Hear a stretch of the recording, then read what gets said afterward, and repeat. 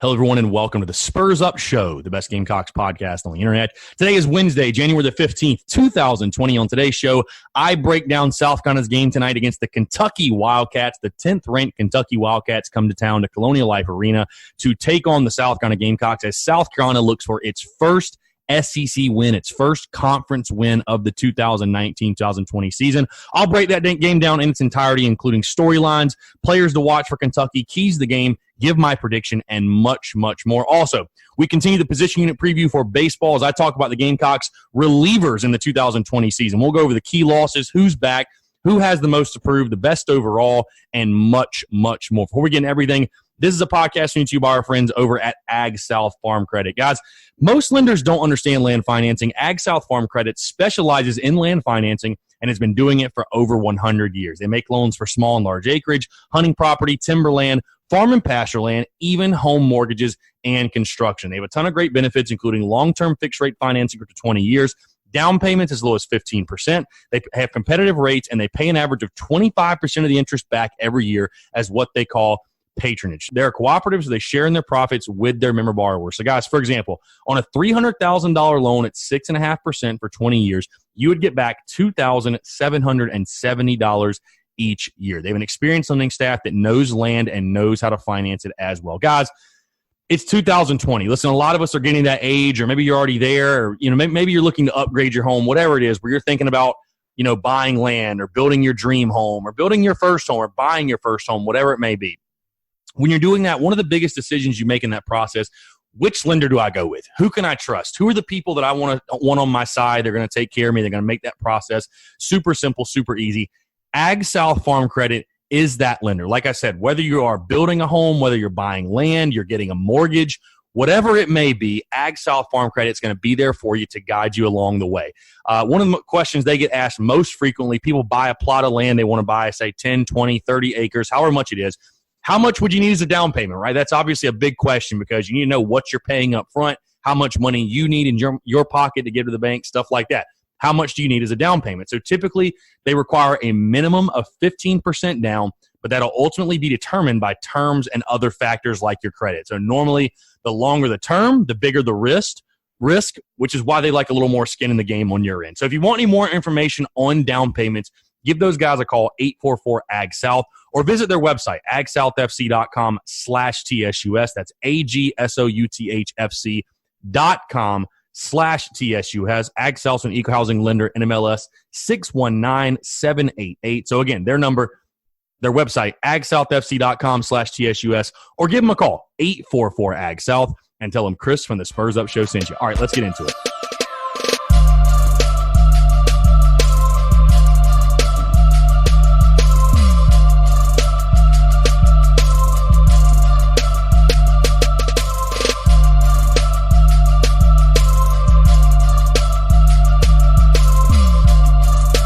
All right, welcome back. I'm Chris Phillips, your host of the Spurs Up Show, as always. Appreciate you guys tuning in. Middle of the week here. We are at Hump Day.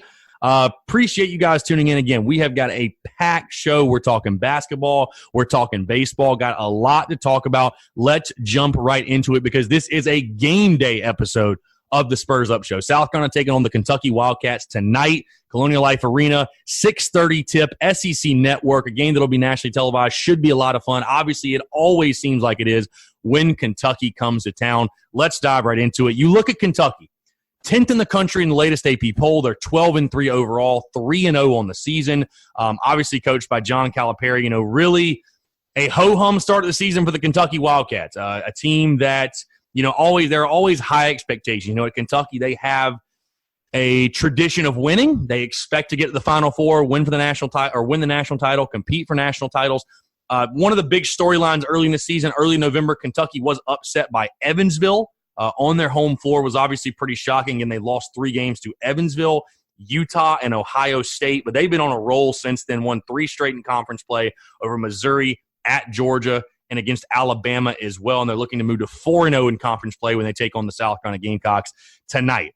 Kentucky is a team shooting 46% from the field, 32% from three-point range, and they hold their opponents defensively. They're a pretty good defensive team, 38% from the field, 29% from three-point range. So you take a look at this game. Obviously, again, Kentucky a top 10 team, a major opportunity for South Carolina tonight to really break through again. You're looking for your first conference win.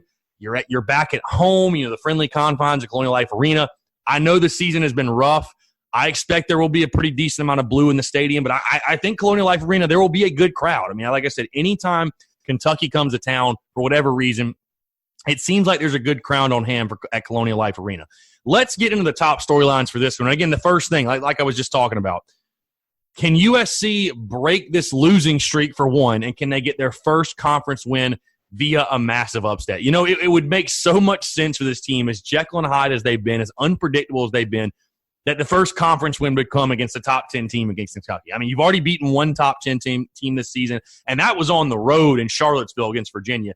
Now you get the opportunity again to break your losing streak. Again, South Carolina has lost 3 games in a row. You get the chance to break your losing streak at home. The Kentucky Wildcats come to town. Big bad Kentucky, run the SEC, all that good stuff. But South Carolina with a huge opportunity. Again, you can look, and the Gamecocks, listen, will be a big underdog. The line as I'm recording this has not come out yet. I expect the Gamecocks to be double-digit underdogs, just the way that they're playing. They're not going to get much of a chance in this game from the national media. But if you're Frank Martin and you're South Carolina, you can win back a lot of goodwill with the fan base and really maybe let this serve as a spark to turn the season around if you can upset Kentucky. And it's been done before. Listen, it's like I said, for whatever reason over the past couple of years, or just over the years in general, the South Carolina-Kentucky game, especially at Colonial Life Arena, there's been some weird stuff to have happened in this game. For whatever reason, I don't really know why, but weird stuff happens in this game. Gamecocks are obviously a team that's desperate, back against the wall. You have to play that way. And again, is Kentucky sleeping on South Carolina? Do they not take them seriously? I mean, you saw the Wildcats, what they can do if they don't take a game seriously. You lose to Evansville, and they lost that game on their home floor. Again, that was a couple months ago, but either way, college basketball is a weird thing. It would be so ironic, though, and again, so fitting for this team, as inconsistent as they are, as bipolar as they are, to beat Kentucky to get their first SEC win. I talked about just how pivotal the Florida game was, the Tennessee game was. You're threatening dropping to 0-3 in SEC play. Every SEC game to this point is a must-win. You need to win it. And this one's no different. No matter the opponent, it still feels that way, in my opinion. So South Carolina, again, until they win their first conference game, that's going to be probably the lead storyline for me, as every game is this finally going to be the damn game that South Carolina breaks out and gets their first SEC win? We'll have to wait and see. My second storyline, I've talked about A.J. Lawson a lot on this show, good and bad, but I want to switch to a different guy. Where in the world is Gyre Bolton? Where is Gyre Bolton? Gyre Bolton, listen to this stat. Listen to these stats. Gyre Bolton he's been a really nice addition, first off. Goes to Clemson, to Virginia. 32 combined points in those 2 games, including 22 at Virginia, SEC Co-Player of the Week. Since those 2 games, against Stetson, Florida, and at Tennessee, he has combined for 14 points total in those 3 games, and has played a lot less for whatever reason. I know Frank likes to shuffle guys in and out, especially if they're not hot, and he leaves the guys that are hot in. Whatever. 15 minutes against Stetson, 34 minutes against Florida, which he had 12 points, so not a terrible night. But then only 13 minutes against Tennessee, had 2 points in that game. He had 0 points against Stetson. A guy like Gyre Bolton, listen, Kentucky can shoot the basketball. They've got great guard play. This is a typical John Calipari Kentucky team. A guy like Gyre Bolton's going to have to step up. Listen, if A.J. Lawson's having trouble mentally, he can't figure it out, his shot is cold, whatever it may be, a guy like Gyre Bolton's got to be the guy that steps up and takes the reins and says, hey, I'm going to do this thing. I've got it. You guys take a step back. I'm going to do it. And again, we saw his potential at Virginia, 22 points against one of the best defensive teams in the entire country and the defending national champions. If he can have that type of game in Charlottesville, he can certainly have that type of game at home against Kentucky. South Carolina's going to need him to, again, especially while they wait on A.J. Lawson to figure it out. Because, again, I know he's still your top leading scorer, but a guy in A.J. Lawson is coming off a 4-point performance at Tennessee where he didn't make a single field goal. Listen, somebody's going to have to step up. And maybe it's not Bold. Maybe it's Kuznar. Maybe it's Trey Hannibal. Maybe it's Minaya. I don't know. But Gyre Bolton, to me, is the one guy that has actually shown it, that he can be like a game-breaking, a game-changing type of player. But I don't know where he's been. I don't know if they left him back in Charlottesville or what the deal is, but Gyre Bolton needs to get his game back to where it was in Charlottesville because this team desperately needs him. They desperately need someone to get hot from the outside and get this offense going. My next big storyline for this one, just what is the mindset of this basketball team? You're just at a place in the season right now. And again, I've talked about it a little bit with Florida and with the Tennessee games and why I thought they were so important. But, Frank Martin has preached a lot this season that South Carolina does not have the leadership it needs. Whenever it gets in tough situations, they don't have that Sindarius Thornwell-type leader or even that Chris Silva-type leader or whatever it is they can turn to, and the guy gets in the huddle and, takes control, takes charge of everything. What is the mindset of this team? I just think you're getting to a very fragile point in the season to where, listen, again, you're probably going to be a double-digit underdog against Kentucky. But these losses can snowball. You can't let a game like Kentucky beat you twice. And also, what type of team, what do we see? What's the effort tonight? Do we see a team come out hungry, playing like it has its backs against the wall, playing like it has nothing to lose, a team that's starving and desperate almost for their first conference win? Or do we see a team that looks like they've kind of mailed it in, packed it in like, you know what, not our year. Kentucky's way too good for us, like blah, blah, blah. I mean, what do we see? Because, again, I think it's if you come out and you get blown out against Kentucky, you have to go right back on the road for the next two games at A&M, at Auburn. And like I said before, this season can really go sideways fast if you're not careful. So, again, this is a team that's dealt with a lot of adversity already. You suffered a heartbreaking loss against Tennessee. How do they rebound from that? How do they respond? Do they let that Tennessee loss beat them down twice? You know what I mean? Do we see a team that, if nothing else, comes out resilient and fights and scratches and claws for everything and makes Kentucky earn a win on their home floor at Colonial Life Arena? That's what we need to see. That's what I hope we see. But again, I'm just curious because this team, if things start poorly, especially, I think I'm worrisome that this team is in a very fragile place right now mentally. So we'll have to wait and see. Lastly, the big storyline, it's probably going to be all season, but the damn free throw shooting, man. I will never understand how you can be on scholarship. And listen, not everybody's a good free throw shooter, but for your entire team to shoot 60%, I just don't get it. South Carolina is near dead last in the country in free throw shooting. There are like 350 teams, and South Carolina is damn near last in free throw shooting percentage.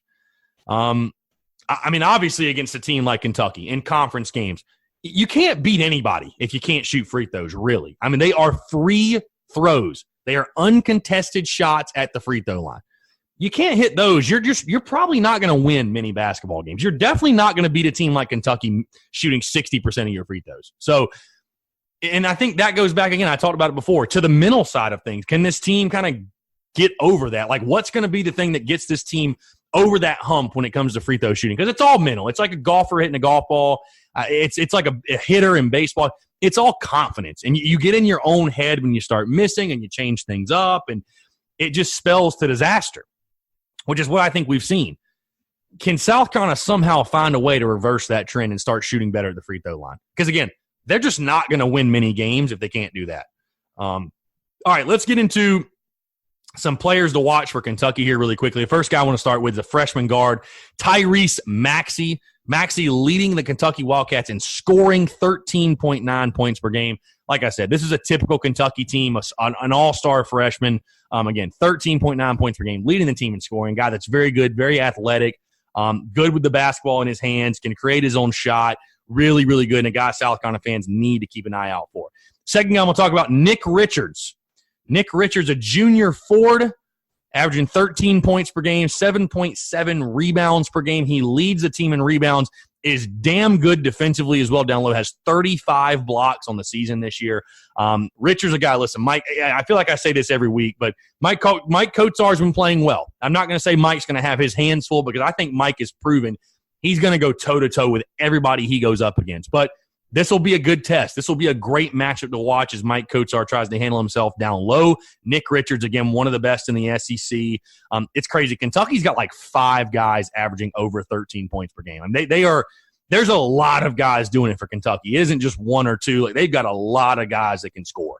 The other guy, the last guy I want to talk about, Ashton Hagans, a sophomore guard, 13.1 points per game. This guy, though, a facilitator of the basketball, 8th in the country in assists per game. He's got 109 total assists, dishes the ball out over 7 times per game. A guy, again, who can really facilitate it, get it to guys like Richards, get it to guys like Maxey. Hagans, though, a guy, A.J. Lawson is going to have his hands full. The Gamecocks guards as a whole are going to have their hands full, but Hagans, a really, really good player for the Kentucky Wildcats. You take a look at the keys to the game.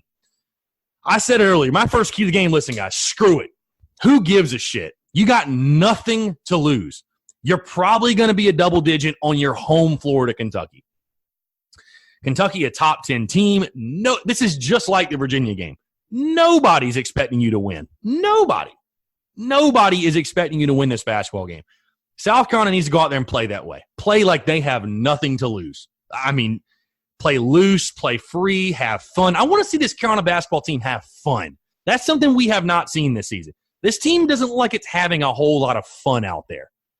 Play loose, play free. I mean, and just have a good time. Just see what happens. Play your hardest. Who gives a damn? Leave all your chips on the table, and once the game's over, we'll look at the final score and see what's up. But, I mean, just go balls to the wall. I mean, that's really the only way to put it. Like, go balls to the wall and just see what happens. If you lose, you lose. But I used to have a coach that would say, don't fuck up going half speed. Fuck up going 110%. Excuse my French there. But, I mean, that's how South Carolina needs to play tonight. My second key to the game, you got to take care of the basketball. South Carolina was way too sloppy in Knoxville with the turnovers, and I know Tennessee was sloppy as well. And, again, it was defensive pressure. I get that. But to beat a team like Kentucky, to pull the upset, you can't turn the basketball over, and you've got to create turnovers on the other side. But you're not going to be able to get ahead of Kentucky or even keep up with them if you're turning the basketball over on a consistent basis like you were in Knoxville. There's just no way it's going to happen. So take care of the basketball, and then I would add to that as well, again, on the defensive side, be aggressive. Again, play with nothing to lose. Get the ball off of those guys. My final key to the game, simply put, man, how do you pull an upset? Get hot and stay hot. I mean, whatever South Carolina's got to do, I don't know if it's a pregame ritual, some voodoo, whatever it is, find a way to come out and get hot, start fast, and stay hot. When you take a look at what South Carolina did at Virginia, they came out fast. South Carolina came out, took the lead, never looked back. They got that confidence. Everybody was feeling it. The whole team was feeling it. And, again, they just never looked back. You need to ambush a team like Kentucky. You do. You need to ambush them. They're coming into Colonial Life Arena. Like I said, I expect a pretty good crowd. I think it'll be a pretty solid environment. But overall, as a team, get hot and stay hot. Find a way to come out fast. Keep that energy going. Keep that momentum going. Keep Uncle Mo on your side. And then, like I said, let's just see what happens. Let's see if you can get Kentucky to do things that are not characteristic to those guys. All right, my overall prediction for the game, South Carolina, again, I think they are a team that's desperate. I think they're a team that's desperate. I don't think that the noise has gotten extremely loud with Frank Martin yet, but the chirping has certainly started, and that's something those players feel. I mean, you try to block it out as much as you can, but you hear it. You see it. Those guys are on social media.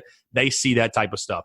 I think this will be a team that comes out and plays desperate, plays hungry, fighting for their first conference win. However, I just simply think right now the Gamecocks are in a downward trend right now. Kentucky, a really, really good basketball team. Again, they just moved up to the top 10. They've come into Colonial Life Arena. John Calipari has come into Colonial Life Arena enough and gotten beat and upset. That's happened enough times to him where he's going to let his team know, hey, you cannot just walk in here and just get a win and no big deal. Like, you need to show up and play your best basketball. I think Kentucky will come out ready to play. I think South Carolina gives Kentucky a fight early, but I think the Wildcats pull away. I get Kentucky winning this game 83-67 over USC. I just don't think right now. And again, until we see it, I'm not going to pick South Carolina to get their first conference win more than likely until they prove me wrong. But, yeah, I just think Kentucky's got too much. South Carolina's a team that's reeling right now, and I think the Wildcats get an 83-67 win. All right, let's move into some baseball. We're moving on with the position unit previews. Talked starting pitchers yesterday, talking relievers today. Before we get into that, guys, the game is tonight. Get to Colonial Life Arena. If nothing else, You get to see the Gamecocks play against one of the best in the entire country, Coach Cal, that Kentucky squad. If you need your tickets, go download the SeatGeek app or go to SeatGeek.com. Use the promo code SPURSUP. You're going to save $20 off your first purchase. Guys, I literally just took a look at the app before I jumped on here. There are plenty of tickets available for tonight's game. The tickets are actually fairly priced. If you use the promo code, you're going to be paying next to nothing to get in. Do yourself a favor, save yourself that money. You can get tickets to any South Carolina Gamecocks sporting events, also any professional sports, concerts, comedy club events, you name it. Whatever you need tickets to, SeatGeek has got it. They've also got a great ticket rating system where they rate the tickets for you based on the type of deal you're getting. So never again are you going to be sitting there wondering, oh my gosh, where is my seat? Am I overpaying? What is the person 3 rows in front of me paying? Am I getting ripped off, but they're getting a deal? No, SeatGeek does all that work for you. They make sure you're getting the best bang for your buck, and they really give you that peace of mind before you click the buy button. So again, that's our friends at SeatGeek. Go download the SeatGeek app or go to SeatGeek.com. Use the promo code SPURSUP, that's SPURSUP, to save $20 off your first purchase. All right, like I said, position unit previews, talking about the Gamecocks relievers in the 2020 season. Very, very excited for this one because there are a lot of big names to talk about. Let's get into it. You look first at the key losses. Who does South Carolina lose from last season? They really don't lose a lot. You take a look at the guys. Ridge Chapman, Sawyer Bridges, Cole Ganopoulos, and Gage Henson are the main names. When you take a look at production, though, they don't really use much. I mean, Ridge Chapman pitched the first weekend. He literally had an inning and 2/3 last year, pitched the first weekend, suffered an arm injury, out for the rest of the year. Sawyer Bridges, kind of the same thing. Only had 15 appearances, 18 and 2/3 innings pitched. And honestly, when he threw was not very effective, but he was dealing with those arm issues. A guy that, gave up a 300 batting average against him. I mean, a guy that wasn't as effective as South Carolina hoped he would be. I remember specifically Skylar Meade saying he thought he was the best closer in the country. And, of course, it happens to turn out he blows game 1 in the opening day game and blows the save. Now, either way, though, Sawyer Bridges no longer around. Cole Ganopoulos, more of a lefty specialist than Gage Henson, a guy who was a nice innings eater but wasn't one of your weekend guys that would come in that you depended on a lot. So you've got a ton of arms back this year, a ton of arms that pitched a year ago, a ton of arms that were effective for you a year ago. We look at some of the notable names. Who's back? You got Brett Carey, Cam Tringali, Wesley Sweat, Graham Lawson returns from injury as well. That's a big addition. You take a look down the line. There's also some new guys in there as well. Hayden Lehman returns. Parker Coyne, a guy that I think could be a big addition, a big returnee. John Gilreath. Dylan Harley, is he a starter reliever? You could even throw Danny Lloyd in there. I know I just talked about him with the starters. That's what I think he's going to do, but he could be a guy that does that as well. So there are a lot of guys. You've got a lot of capable guys come back. And there's a host of others as well. Guys that are newcomers, guys that I'm just simply not mentioning because there's so many arms in that bullpen. But the Gamecocks have a definite, solid stable of guys who I think can make a big impact on this pitching staff. To me, when you look at the most to prove for the relievers in 2020, I'm going with right-handed pitcher Graham Lawson. I'll tell you why. I'm going with Graham Lawson, a guy that in 2018, when the Gamecocks made their run to the Super Regionals, Graham Lawson was a major, major part of that. I mean, was the Gamecocks closer for a while. Watch this kid pitch in the fall. I think it's going to be a mixed bag with him, but I think that's why he has the most to prove. Can he get back to what he was for South Carolina or as close as possible to it? Listen, when you come off of Tommy John like he had, the arm injury like he had, you're going to be fighting some inconsistency issue because I promise you, there's going to be some times where Graham Lawson comes out and shoves and looks like the Graham Lawson of old. There's also going to be some times where he probably cannot find the strike zone.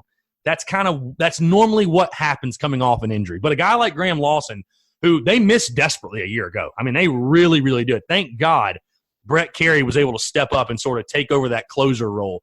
But Graham Lawson, to me, where does he fit in this puzzle? Where does that guy fit in? Because, again, he was so effective, so dominant in 2018. I think he got the save in the Greenville Regional at East Carolina in one of the games. But either way, Graham, a guy with great stuff, electric fastball. Fastball looked really good in the fall to me. And a guy returning that, I think, again, coming back from injury, almost like Carmen Majinski, except Lawson was out for the entire season last year, but almost like a guy like a Carmen Majinski that has shown flashes. And, I mean, Lawson's done it for a sustained period. I mean, 2018 season, again, he was dominant. I'm really, really excited to see. And again, I think he's got a lot to prove to everyone that he is back and better than ever. The best overall, this one to me is a no-brainer after what he did a season ago, and that is Brett Carey. Listen, I said it yesterday. I'll say it again today. Preface this with Brett Carey could be a starter. You never know. He could move into the starting rotation, but I'm going to assume right now he is the Gamecocks closer because of the way that he threw a year ago. 58 and a third innings pitched, 2.62 ERA, 4-1 record. He was best in all those categories, or leading with ERA, tied for the team lead in wins. Had 7 saves, which was by far the team lead, 65 strikeouts and 58 and a third innings pitched. And a guy that really carried himself with that closer moxie. You know, a guy that when he took the baseball, I mean, obviously his coming out party, I was at the Carolina Clemson series a year ago. That Friday night game at Clemson, when he came in of relief of Carmen Majinski, was stuff of legends. I mean, that's stuff we'll never forget, really. The way he spun the baseball, I mean, he could have hit a gnat's ass with his breaking ball.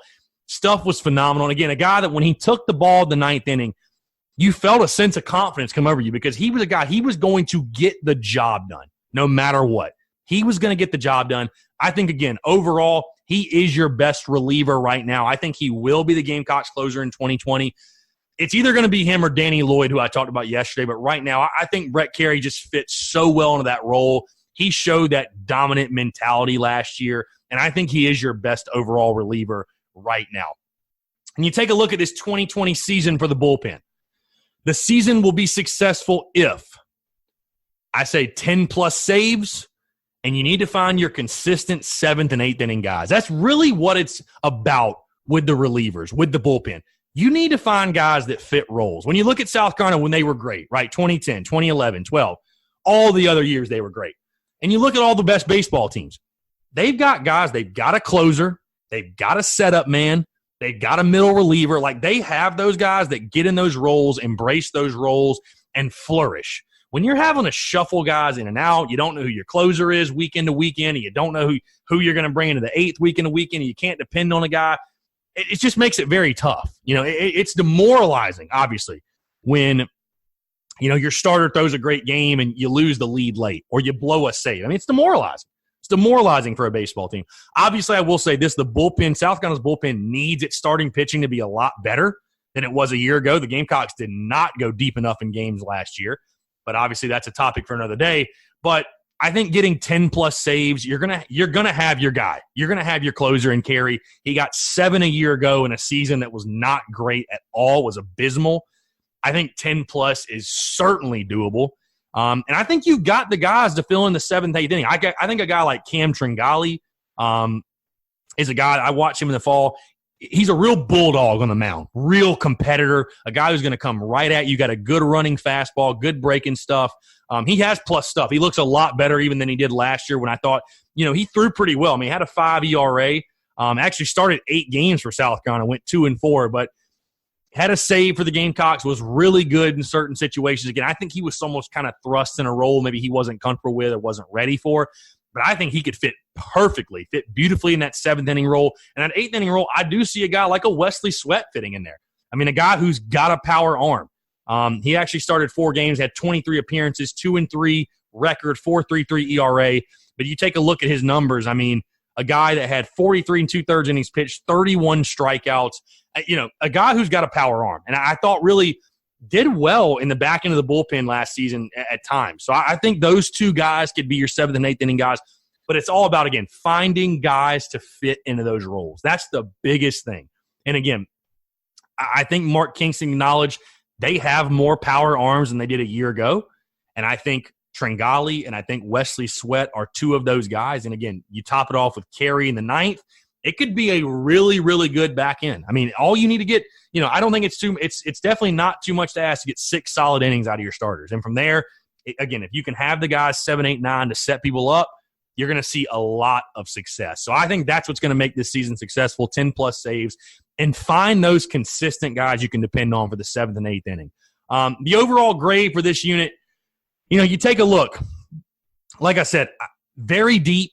I don't think there's as many questions with the relievers as there are the starters.